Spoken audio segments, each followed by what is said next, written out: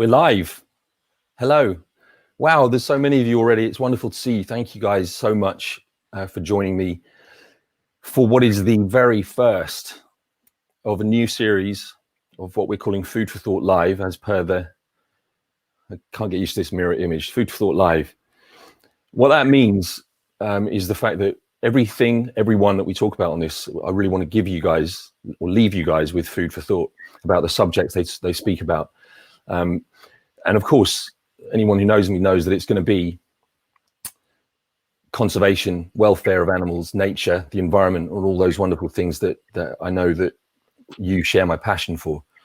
And all of my guests will reflect that and share their insights, their expertise. These are thought leaders, these are innovators, they're heroes from the world of conservation and animal welfare. And I'm really, really excited to bring these people to you, because the most powerful thing I can do is shine a spotlight on these real heroes that are going to join me on this show.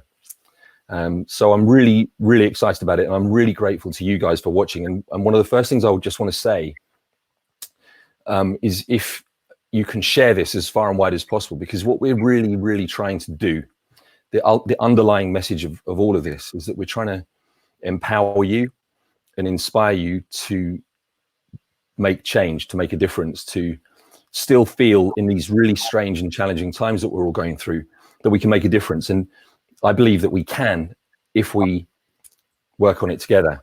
And so that's why I'm so grateful to all of you and all of my guests. And this is so wonderful. I'm so excited about this, because this is our very first show. And my very first guest is from one of my favorite charities that I'm incredibly honored and proud to be a patron for, which is the Goodheart Animal Sanctuaries. Who any of you guys who know them will know that these people are wonderful. They're angels on earth and saving lives every single day. Frontline heroes, for sure. And right now, the Goodheart Sanctuary are caring for literally hundreds and hundreds of animals. And it's my great pleasure to introduce you to my very first guest, which is Kath Bourne, who is the Education and Outreach Officer at Goodheart Sanctuaries. Hey, Kath. Hi, Dan. Thank you so much for having me. Oh my God, that was such a glowing, lovely introduction. Thank you so much. Thoroughly deserved as well. You guys are incredible. Here. We think this is an excellent idea, and we cannot wait to introduce all of you watching to the work that we do and what we hope to achieve this year. So thank you so much for tuning in. It's really nice to see all of you. Yeah, it's wonderful to see you guys. There's so many of you on this. Please share it, share it on your pages as well as watching it. We really just want to get as many people listening. And I think one of the key things, and Kath and I have spoken on the phone about this ahead of this broadcast, and I've spoken also with the other guests that you're going to be meeting across the next few weeks and months. And we all have a common goal, but we also have this common belief that right now, because of what's happening, literally because of what's happening with the pandemic, there's an opportunity for us to make a difference, to gain traction, to gain mind share with people that we wouldn't otherwise have a hope of getting. And the reason why is because this incredible thing has impacted everybody globally. Literally, there's not one person in the world that's not impacted by this in some way, and everyone's aware of it. And the great thing for us is that everyone now has to have an open-mindedness and a receptiveness to the very simple fact that we have to review our relationship with animals, because everyone knows that the origins of this virus are zoonotic. It came from animals, and more importantly from human beings' exploitation and consumption of animals. So it's with that in mind that I'm just so excited to start this series, with the hope that we can gain traction with people outside of our inner circle of folks that we always see at the protests, we always see on these broadcasts. And it's so wonderful that you're all such passionate advocates for animals, but we're just so excited to reach out further to people that we believe we can now get to because of all this. And Kath has got so much to share with you in terms of how Goodheart and what they know about factory farming and inherent beliefs can tie into all of that. It's beautiful. So Kath, please let me give you some time to talk about Goodheart and all the wonderful work you guys do. Thank you so much. Well, we are a charity. We're based in the West Midlands, and our main aim is to rescue as many farm animals from harm as possible. Now, we see farm animals as the underdog of the animal world. We know that so many people who, love animals to bits and, will often do their bit for animals in different ways, will still continue to eat meat and will still continue to see animals as something to be exploited. So one thing that we really want to do at our sanctuary is build really positive connections between the public and between our animals, because we know how special they are. One major benefit of this is obviously we are reducing the suffering of hundreds of animals, like you said. So we have cattle, we have sheep, goats, chickens, horses, and we know that they are going to live out the rest of their lives now at our sanctuary, which we're really proud of. And it's a beautiful place. You actually visited a few years ago, didn't you? So you've seen it firsthand, which is lovely. A couple of times, yeah, a couple of times. And one really special thing that we're happy to announce this year is that we've only been going for about 2 years, but we've got to the place now where we're thinking about raising awareness and education and campaigning what we're really passionate about. So one of the main positives, I think, from this whole coronavirus pandemic is the fact that people are really reconsidering their relationships with animals at the moment, like you mentioned. One of the major positives that I've seen personally is Born Free and other organisations such as Compassion in World Farming are now campaigning to end the suffering of animals in wet markets, because obviously there's been speculation about where coronavirus originated from. And it's really making people question how we see these animals and how we treat them. So that's something that we actually want to explore as well. And because we're so passionate about farm animals, we've produced a new educational piece, which is examining factory farming conditions, because arguably this is another situation where zoonotic diseases could potentially arise. And I think it would be short-sighted of us not to reconsider how we are treating our animals at the moment. Some people are reflecting on their own lockdown, quarantine situations at the moment, and a lot of us are struggling. It's hard being contained in a small space with few people. And I really like the way that people are now reconsidering how we treat animals. That's one major benefit out of all of this. While you're talking, Kath, I'm going to share your wonderful charity's internet page so you guys can see a little bit about what Kath's talking about as she's speaking, because this is exactly the information that Kath's referring to regarding factory farming and human diseases, which couldn't be more poignant than it is right now. So we urge you to get over there and take a look. Please do check it out. I can assure you that all of our references are reputable. There's nothing sensationalist in there. We are just reporting the facts. And that is one of our key ethoses as a charity. We are passionate about reporting accurately and just really focusing on building positive relationships with farm animals. That's what we want to do. And the key to this, as you say, Dan, is actually accessing those people who, aren't as aware of animals as we possibly are. I assume that all of us are animal lovers because we're all following you. What we really want to do is target those people who potentially aren't, and hopefully have an impact that way. So we're going to reach out and we're going to invite as many people as possible to come and visit us when it's safe to do so, and to meet our animals for yourselves and spend a bit of time getting to know them, and hopefully maybe your perspective will be changed as well. But actually, when we're on that note, I must say, at the moment, we're not able to accept any visitors to the site. So one of the major downsides, actually, of the coronavirus outbreak for us is the effect that it's had in terms of the visitors that we're allowed on site. We have had to reduce our animal care team to the very minimum. Unfortunately, purely for safety reasons, we've had to restrict access from our volunteers. We're no longer receiving that support. It's really hit us hard. We are a very public-facing charity. We like to interact with our community as much as possible, and it's been difficult for us to adapt. We have been doing as much as we can. We've been generating a lot of educational resources online. We've been trying to do some digital fundraising events as well, which are really fun. So yeah, please do keep your eyes peeled if you're interested in joining in on it, on any of those. You can check us out on social media, on Facebook and Instagram as well. And we'll be posting all of our details about them. Amazing. Thank you, Kath. Tell me, Kath, how you mentioned digital fundraisers. How's that going? Because presumably right now is one of the most, if not the most challenging time you've ever faced as an animal charity, because of course that's what all animal charities, and indeed all businesses, all charities generally, but animal charities in particular, you must be facing incredible challenges right now. What's it like? How's the digital fundraising going? We are facing some challenges, yeah. Sadly, animal charities in particular seem to slip through the net of government support. And that's, that's really understandable, because we're going through a global crisis at the moment. But I think sometimes people do forget that, those who can't speak are not able to speak up for themselves. And we're still having to care for them every single day. In terms of our digital fundraising, we think it's really important to bring our work to you guys. So we know that you're kind of stuck at home. And you're not able to see our animals in person. But what we have done is develop a virtual sanctuary tour. So the sanctuary manager, Dave, literally takes you around. It's like a VIP sanctuary experience. You get to meet all of our animals over video. And Dave will explain their histories, their stories, and how they're doing. And it's really great to watch, actually. So if you're interested in seeing our virtual sanctuary tour, please do head over to our website and you'll be able to find a link there.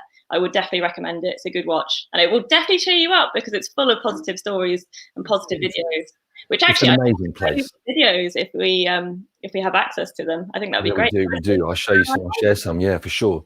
I just have to echo what you're saying and tell you that it's not just the fact that there's animals there, and of course I'm an animal lover, and I was in heaven when I was there, but it's just the energy of the place. So the moment you get to the boundary of your land, there's a different energy to the place. It's beautiful, and the animals are incredible. The fact that you can interact with these animals, which in many cases have come from horrendous, unthinkable backgrounds, and they're just healed by love, and the love that you guys give to them. It's such an incredible job that you guys do, and it's such a privilege when you go. So when this strange situation and the lockdown lifts and you do have a chance, I can't recommend it highly enough. It's such an incredible place to visit, and potentially life-changing. Particularly if you're somebody who is on your path towards meat reduction, vegetarianism, veganism, whatever it may be. Meeting these animals and realizing that they have little personalities and characters and feelings, the same as we do, the same as our domestic pets do. It's a life-changing moment, and it's something that has such an impact on people, to such an extent that that's one of the things that we're actually planning to do. Goodheart have been incredibly good to us and allowed us to film some of our documentary Food for Thought there, and we intend to go back. And one of the things we're going to be going back to do is film meat eaters with animals, meeting the animals that they would normally expect to see on their plate, and we expect to see some fairly profound changes and shifts taking place in those individuals. So it's going to be very interesting. I can't recommend it high enough. Do go visit when you get a chance. We can't wait to welcome you all back. Honestly, it's the highlight of our day when we get to invite visitors onto the site and just offer them the opportunity to connect with our animals that way. Yeah, it is just great. And another thing, a real benefit of visiting a sanctuary as opposed to, a farm park, something like that, you get to see more elderly animals. So that's actually quite a unique experience in itself. Beautiful. Most farm animals are obviously slaughtered when they're very young. So with us, you get to see, horses who are pushing 30 and cattle who are, late teens. It's really nice to see. It's beautiful. And the bonds that they've formed in that time as well. Now, speaking of the animals that you care for so wonderfully, we've got a question here from Linda, which you can see on the screen now. Can one adopt animals at the sanctuary and help in that way? Oh, that's such a great question, Linda. And thank you so much for your offer of help. I mean, that's brilliant. Thank you. Yes, we do have a lovely adoption scheme, which is available to view on our website. We have a selection of 6 different animals. They're all very unique characters. My personal favorite being Colin the turkey. You can pick whichever one you want. It costs £24 a year. So that's the same as a cup of coffee once a month. And honestly, that support goes a really long way to helping us care for our animals. So we've actually rescued 374 animals so far. And I think it's hard to get across the amount of care that requires to, give them that excellent standard of care that we pride ourselves on. It costs us over £1,000 a month to feed our animals alone. So on top of that, we're also looking after their, mental well-being with giving them enrichment. We're making sure they've got the best accommodation. You know, your support goes so much further towards caring for those animals. It's brilliant. And thank you so much for inquiring. Thank you. Yeah, what a wonderful question. Thank you, Linda.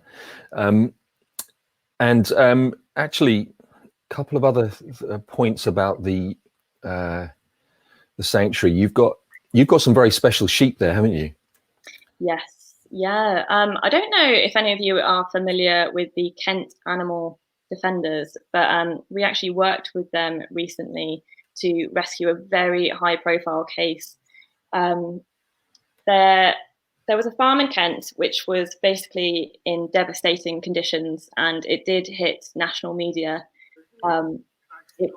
It's really difficult to actually describe the devastating conditions because animals were suffering left, right, and centre. Here you can actually see Dave, our sanctuary manager, with some of the sheep that we've rescued from those conditions. We originally intended to rescue 8, but very, very sadly, just after they arrived, one of the ewes passed away. She was in such bad condition that she was unable, you know, to go on. 2 more sadly passed away. We tried various veterinary treatments, things like that. You know, we explore every single option, but unfortunately they were in such awful condition that they passed away. But we are left with 5 rescued boys and girls, and you know, it is brilliant to see how far they've come. They started off with sores all over their body. They had mange. They had severe foot problems. One of the girls actually had a lesion on her leg all the way up to her brisket, which is her chest, and that is still receiving treatment at the moment. We've got ongoing veterinary care with regards to that. But here you can see our sheep as they go out and explore their new paddock for the first time. So they have been in quarantine, just like us. They have to be in quarantine when they come from diseased environments, and that's to make sure that we protect the rest of our flock. We don't want them to be passing on any diseases to any of the other sheep. And here you can see them meeting some of the others. We've got Reg there with the horns. You can see him at the back. He's got big curly horns. He's lovely. Reg. Yeah, Reggie. He was rescued by some school children. They grew very attached to him, and he is a renowned escape artist. He is probably the highest jumping sheep I've ever seen in my life. He could definitely win a medal for a high jump. Let me share something else with you as well. Let's get that out of the way for now. So thank you, Joe, for that lovely comment. What a beautiful place. I couldn't agree more. It really is such a beautiful place. And yeah, thank you, Joe. We've got just over 90 acres of pasture land. We've also got some native woodland as well, which is lovely for the local flora and fauna. So we've got a lot of different birds on site. We support lots of different invertebrates as well. And we are extending our tree planting program as well, because we're really passionate about supporting the local environment as well as the rescued animals that we have. So we're really, really lucky to have the site that we do. It is beautiful, and I would love to welcome you there in the future. And you know, I personally cannot wait to be back there. It's a special place. And I want to share something. One of my happiest memories of the place, I think it was Colin. Did you just say Colin the turkey? So if Danny, I don't know if my good friend Danny Albury is watching. He's a wonderful film director that I've worked with several times, and he also helped us on the documentary. And Colin took a shine to Danny.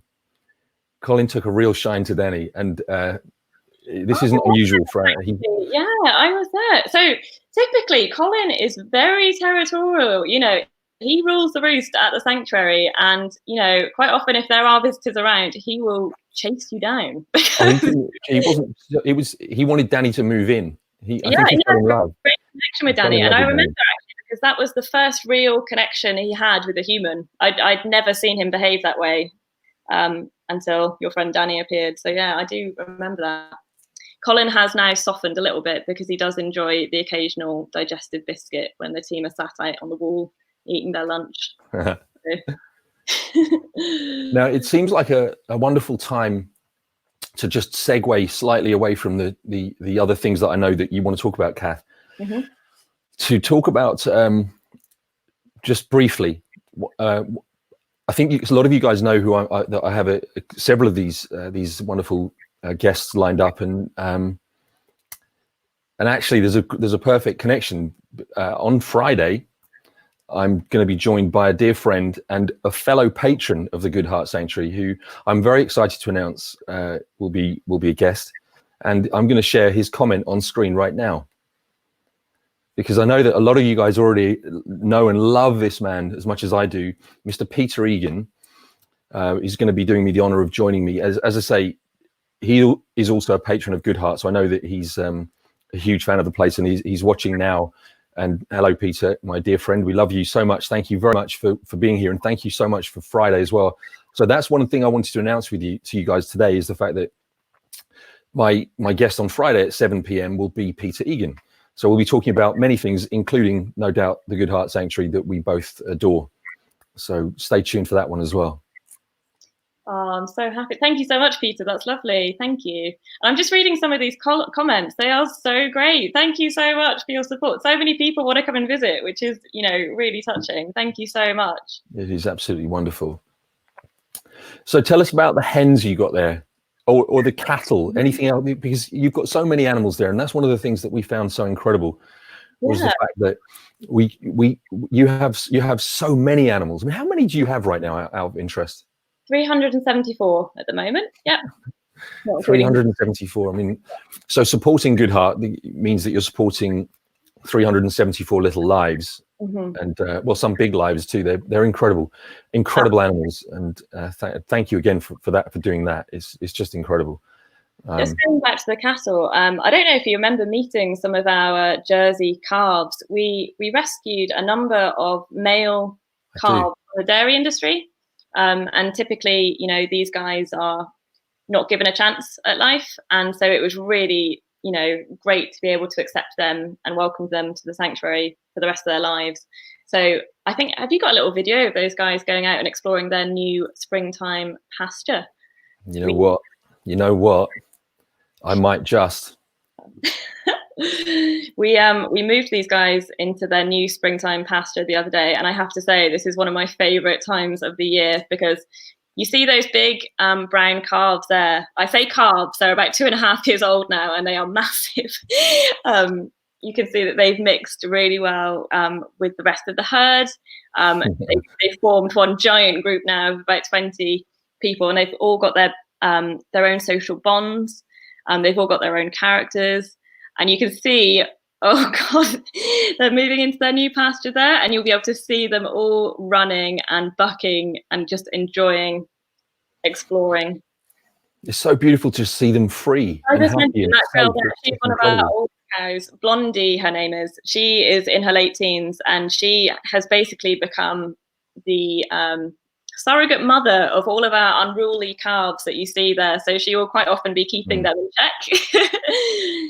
And here you can see, oh, there's one of our Dexters, just literally loving Look at him. It's one of my favorite times of the year when we get to see the cattle out and about enjoying their new pasture. It's beautiful. Look at that. Look at that. She loves it. I mean, anyone who has a dog will see their dogs going out and doing those sorts of things, because they're just happy and carefree and playing and wanting to it's joy. Yeah, absolutely. Look at this. It's just, humans can play with them. Like if you're in there with the cows, you can literally interact with them and play chase, and especially with the calves, they appreciate having fun just like us. And isn't it just wonderful to see that? It's invaluable. Is it Hugo? Is one of your cows Hugo? No, we don't have a Hugo. No, we've got a Danny and Everett. You can see Everest there with the white stripe down his back. He is probably one of our friendliest cows. He will come running to you across the fields if you call him for a big scratch on his back. We've actually got a designated brush for Everest, because he loves being scratched and brushed so much. Amazing. Thank you so much for giving them this paradise that you've given them. I mean, that's how it should be for them all. It's beautiful. Yeah, and unfortunately, as a sanctuary, there are only so many you can rescue. So we are actually at capacity now, and we're not able to accept any more animals because we don't want to Right. reduce the quality of the care that we're able to offer at the moment Right. with the number of animals. Yeah.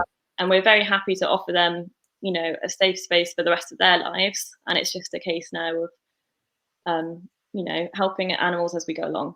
We're at that stage now. Now, speaking of help, one of the things that I'm very, very conscious of, and we all are, is that, of course, you know, with half the world or more on lockdown and people being furloughed left, right, and center, and losing jobs and businesses closing down for weeks and months on end, and we all realize, you know, the serious impact of this.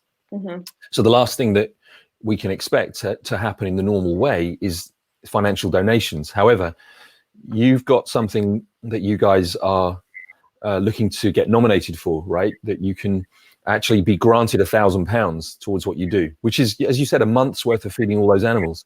Yeah, imagine how long, like what a long way that could go with us. What an impact that money would have. Yeah, tell me about that. We are actually hoping to be nominated for the Movement for Good award at the moment, and that offers 500 charities in the UK £1,000 worth of funding. And the great thing about this is that actually it requires no financial money from the individual. So we totally understand that people have got it hard right now at home, and you know, people are financially struggling. People may not be able to help that way, and we appreciate that. But one thing that you can do if you're sat at home and you think, actually, you know, I want to help this charity, I care about the work that they do, you can simply nominate us for this award, and it's free. It's totally free, and the more votes that we get, the increased chances we have of winning this £1,000. And like I say, that would feed our animals for a month. So if any of you were interested in nominating us, I would love to tell you how to do it. It's really simple. All you have to do is go to movementforgood.com, which is hopefully in a banner down here. Right there. Lovely. Thank you very much, Dan. And all you have to do is enter your name, and I think it asks for an age range, and finally our charity number. That's really important. So our charity number is unique to us, and it is 1162923. So you guys can see that on the screen right now, both the web address and the charity numbers right there on the screen. Yeah, thank you so much for bringing that up. I mean, like I say, we perfectly understand that times are hard right now. But if you're anything like me, you know, I want to help as many people as I can right now because I feel fortunate enough that I'm able to do so. That's one of the major benefits that the coronavirus has actually brought out, I think. I've seen so many selfless, compassionate acts. And, you know, that's what we want to encourage people to do here. If you feel able to do so and you want to put us in with a chance of winning £1,000, please do take 2 minutes and just vote for us. We'd really, really appreciate it. Thank you, guys. Yeah, that would just be incredible. And wow, I mean, it's such a huge difference for you guys just for filling in a couple of lines on a web page. It's that easy. And as Kath says, there's no financial donation required. There's no cost. It's just filling in a couple of fields in a web page, charity number, boom, Goodheart could receive £1,000 for that. So amazing opportunity to help. And that's, as I said at the beginning, this is what we're really trying to do, is give people a means of continuing to help. Because like me, I know you guys, you know, you're itching to get out there and make a difference. And whether that's protests or whether you volunteer, whether you travel to places and try and help with the various animal issues around the world. And pretty much none of us can do that right now.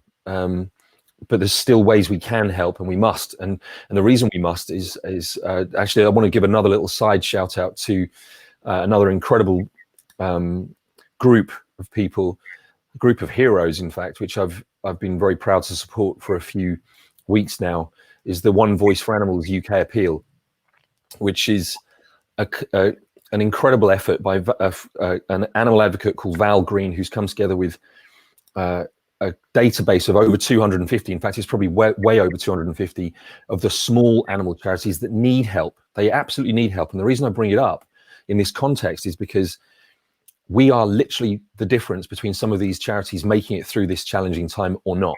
Mm-hmm. And if they don't make it through, we all know what happens to the animals that they would otherwise be caring for. And that's why it's so important. So this is why we really want to empower you guys. And Kath mentioned this word earlier when we spoke on the phone. It's all about empowering you and absolutely confirming to you that you are empowered and that you can make a difference, and that you know, you don't have to feel like you're unable to help just because of the fact that we're all stuck at home. There's a lot we can do. That's actually one of our key messages as a charity at Goodheart. We're all about empowering the individual. So it's the difference that you can make and what your individual choices make. So far too often, I used to teach children, secondary school children, and far too often the kids would think or say to me that what they do doesn't make a difference.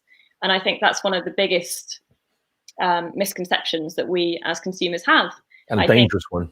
Yeah, absolutely. Like, we have a powerful voice, and that is one thing that as a charity we're really passionate about. So we celebrate all of the positive changes that you can make to your lifestyle that would lead us all to a more sustainable and compassionate future. So absolutely, I'm totally on board with that. Great stuff. By the way, a couple of people who are asking, obviously the stuff I'm sharing on screen with the details of the link, it's not an actual hyperlink, and as pointed out, you can't click on that. But what you will find is if you go to the comments in Facebook, you'll see that Food for Thought documentary, which is us, Giles, my co-director, has actually put that comment in there just now, which will be a hyperlink straight to movementforgood.com, which is where you can nominate Goodheart, as per what Kath was talking about. Fabulous. And so much. Also Goodheart as well, you'll see it there too. Thank you so much. I'm having a little look through the comments now, and I can see some of you have nominated us, which is, you know, so lovely of you. And I can just say on behalf of the rest of the team, we're so grateful for your difference that you're making and the, you know, the care that you're helping our animals to receive. So thank you so much. And be sure to stay tuned into our socials, because we hope to keep you, you know, uplifted and positive during these times. We're going to share as much footage, as much uplifting content from our sanctuary as we can. And get all of the updates, so you can see exactly where your money and your care, your concern is going. You can see the impact that you're having. Thank you. And that's such a, I mean, what a perfect way to wrap this up, I think, Kath. It's just right now we all need good news stories, positivity, joy, and coming from a place that literally lives and works and breathes from a foundation of love and compassion. You're going to see so many examples of happy, good news stories. So please follow their Facebook page. I've put that on screen right now, but you guys, of course, are on Facebook right now. So after this broadcast ends, just go straight over to the Goodheart page. You'll find it just by typing in Goodheart Animal Sanctuaries and follow them. Please follow them.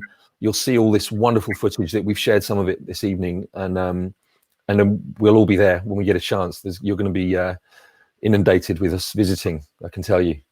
We can't wait. We honestly can't wait. Thank you so much. And yeah, just to add to what Dan's saying, you know, please do check out our website. We've got lots of free educational resources that we'd love to share with you. We're always updating our educational web pieces. So if, you know, you want to read about our campaigns, please do. And we can't wait to see you. We can't wait to see you in the future. Thank you so much for watching. Thank you, guys. And thank you, Kath, so much for being on and being our very first guest of what we hope will be another, well, this is so cheesy, another movement for good. I think this is a really wonderful opportunity for us to just all come together and stick together and get through this really difficult time and do some good. And like I said, I just want to sort of tie it back to that very beginning point that we made, is that right now, more than ever, and I mean literally more than ever, there's an openness, an open-mindedness, a receptiveness in people who realize and understand and acknowledge that we have to review our relationship with animals. Even if that's not going to get us over the finish line, it's going to make some very, very positive steps in the right direction, and that's crucial. So let's use this opportunity to all stick together, come to these broadcasts. I'm going to give you details of a couple more that are coming up this week. And stick with us, you know, and stick together, spread these messages, get the messages out there. And what I would leave you with is a call to action, aside from all of the, you know, please follow Goodheart, nominate Goodheart, all the things that you can do that Kath just talked about. We really can make a difference if we reach out to the people outside of our inner circles. So each person on this broadcast, each person seeing this video, if we just reach out to one person who we wouldn't ordinarily think would be receptive to this, gently, you know, as you've seen this video, we're not ramming it down anyone's throats, we're not preaching. We think we'll gain traction with people now that we wouldn't normally hope to gain. So share it with someone outside of the circle of animal lovers that you know. See how that goes.